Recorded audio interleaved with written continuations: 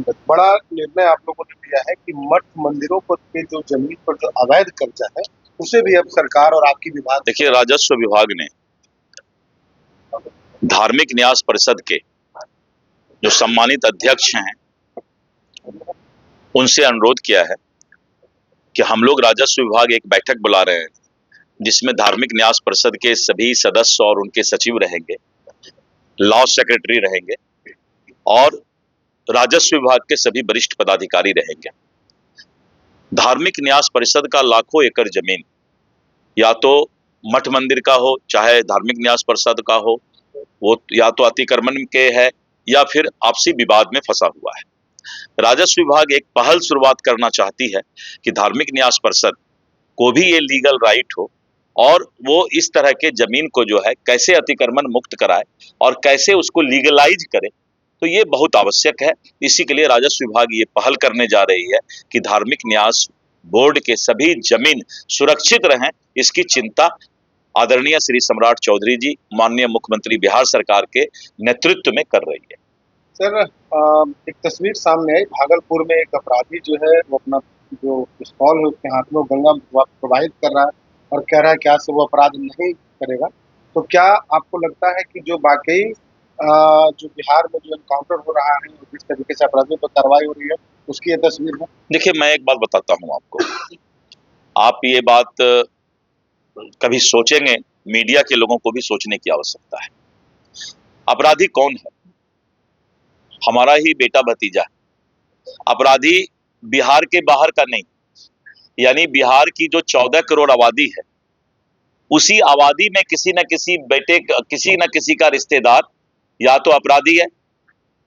तो ऐसे लोगों को समाज में भी संस्कार और अपने बाल बच्चों पर ध्यान देने की आवश्यकता है और धीरे धीरे पूरे बिहार में ये माहौल बना है। हमने मुजफ्फरपुर में अनुरोध किया है जनता से कि अपराधियों को अपने यहाँ किसी भी तरह के कार्यक्रम में नहीं बुलाएं, भोज भात में बहिष्कार करें।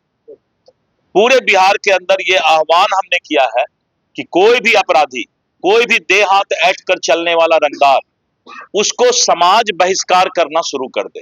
कोई भोज भात में नहीं बुलाए, कोई फंक्शन में नहीं बुलाए।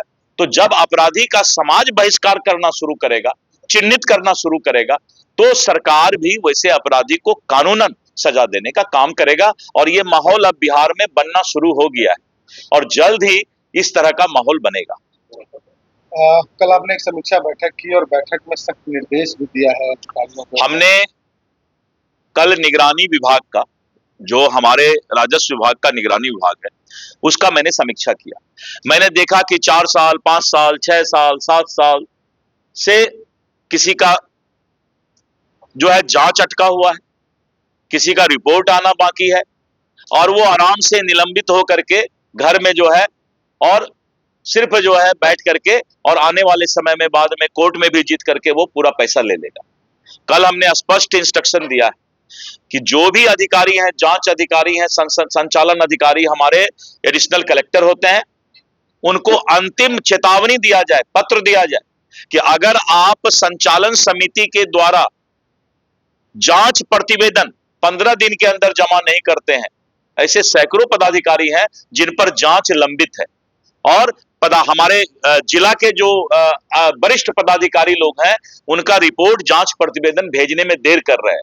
हम अंतिम पत्र दिए हैं कि जांच करने वाले अधिकारी आप अनियमितता के ऊपर तुरंत जांच का रिपोर्ट करें और ऐसे लोगों को जल्द से जल्द सजा दिया जा सके, नहीं तो फिर जांच करने वाले अधिकारी पर कार्रवाई के लिए मैं सामान्य प्रशासन विभाग को लिखूंगा। राहुल गांधी के टिप्पणी पर क्या कहेंगे प्रधानमंत्री? देखिए, राहुल गांधी मुझे लगता है कि मानसिक रूप से विक्षिप्त हो चुके हैं। उम्र के हिसाब से उनका जो दिमाग डेवलप होना चाहिए, थोड़ा उसमें कहीं कमी रह गई है। अब मैं भगवान को दोष नहीं देना चाहता हूं, इसलिए वो आदमी कब क्या बोल जाता है उसको खुद भी पता नहीं, कुछ से कुछ बोल देना। और यही कारण है कि राहुल गांधी ये ठेका लेकर आया है कि कांग्रेस का जब तक हम हिंदुस्तान और भारत में नाव नहीं डुबो देंगे, कांग्रेस का सफाया नहीं कर देंगे, तब तक राहुल गांधी चुप रहने वाला नहीं।